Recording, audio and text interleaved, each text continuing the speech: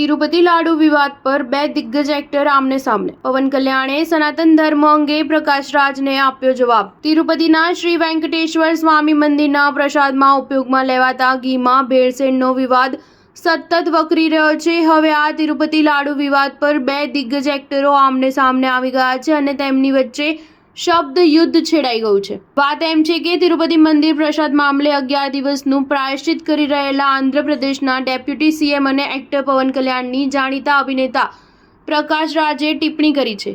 તિરુપતિ મંદિરના પ્રસાદમાં વપરાતા ઘીમાં ભેળસેળનો મામલો સામે આવ્યા બાદ પવન કલ્યાણે સોશિયલ મીડિયા પર એક પોસ્ટ લખી તો એક્ટર પ્રકાશ રાજે તેમની વાતોને ક્રિટિસાઇઝ કરી હતી. આ મુદ્દે પવન કલ્યાણે પણ આકરી પ્રતિક્રિયા આપી છે. આ મામલો સામે આવ્યા બાદ પવન કલ્યાણે કહ્યું હતું કે હું આનાથી ખૂબ જ દુઃખી છું.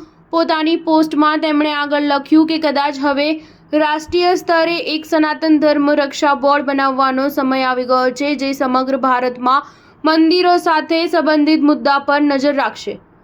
પવન કલ્યાણની આ પોસ્ટ પર પ્રતિક્રિયા આપતા દિગ્ગજ એક્ટર પ્રકાશ રાજે લખ્યું કે ડિયર પવન કલ્યાણ, આ ઘટના એ રાજ્યમાં બની છે જ્યાં તમે ડેપ્યુટી સીએમ છો.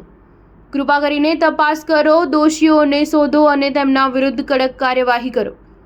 તમે આ મુદ્દાને સેન્સેશનલ કેમ બનાવી રહ્યા છો અને તેને રાષ્ટ્રીય સ્તરે કેમ મોટો બનાવવા માંગો છો? દેશમાં પહેલાથી જ ઘણો સાંપ્રદાયિક તણાવ છે. પ્રકાશ રાજની વાતનો જવાબ આપતા હવે પવન કલ્યાણ કહે છે કે હું હિન્દુત્વની પવિત્રતા અને ખાદ્ય પદાર્થોમાં ભેળસેળ અંગે બોલી રહ્યો છું. મારે આ મામલે કેમ ન બોલવું જોઈએ?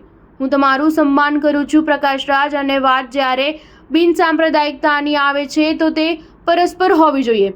મને નથી સમજાઈ રહ્યું કે તમે મારી ટીકા કેમ કરી રહ્યા છો. શું હું સનાતન ધર્મ પર હુમલા અંગે ન બોલી શકું? તમારે કંઈક શીખવું જોઈએ. ફિલ્મ ઇન્ડસ્ટ્રીએ કે કોઈએ પણ આ મુદ્દાને હળવાશથી ન લેવો જોઈએ. હું સનાતન ધર્મને લઈને ખૂબ જ ગંભીર છું. પવન કલ્યાણ આટલેથી ન અટક્યા. તેમણે કહ્યું કે મારા માટે સનાતન ધર્મ સૌથી મહત્વની બાબત છે. આ મામલે તમામ હિન્દુએ જવાબદારી લેવી જોઈએ. જો કોઈ બીજા ધર્મમાં આવું થયું હોત તો મોટું આંદોલન થઈ ગયું હોત. સ્ટાર ન્યૂઝ 7 હંમેશા સચ્ચાઈની સાથે.